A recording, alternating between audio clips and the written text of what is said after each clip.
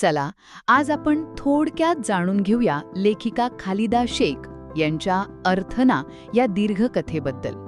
अर्थना ही एक मराठी दीर्घकथा आहे आणि तिची प्रेरणा आहे सर्वोच्च न्यायालयाचा एक ऐतिहासिक निर्णय, तो म्हणजे लिव्हिंग विलला कायदेशीर मान्यता देण्याचा. याच निर्णयातून ही कथा जन्माला आली आहे. यातला पहिला महत्त्वाचा मुद्दा म्हणजे कथेचा इमोशनल गाभा. स्नेहल, जी या कथेची मुख्य पात्र आहे, ती तिच्या मैत्रिणीला सीमाला पार्किन्सन्स आजारामुळे व्हेंटिलेटरवर अक्षरशः त्रास भोगताना बघते आणि मग तिच्या मनात विचार येतो की तिची स्वतःची मुलंही परदेशात आहेत. आपल्यावर अशी वेळ आली तर. याच भीतीने ती लिव्हिंग विल बनवण्याचा विचार करते.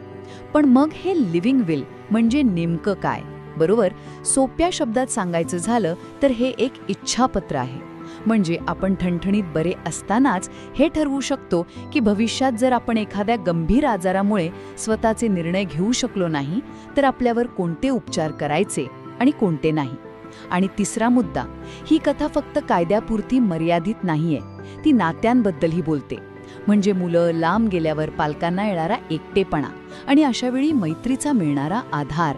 इतकंच नाही तर अवयवदान या विषयालाही ती स्पर्श करते.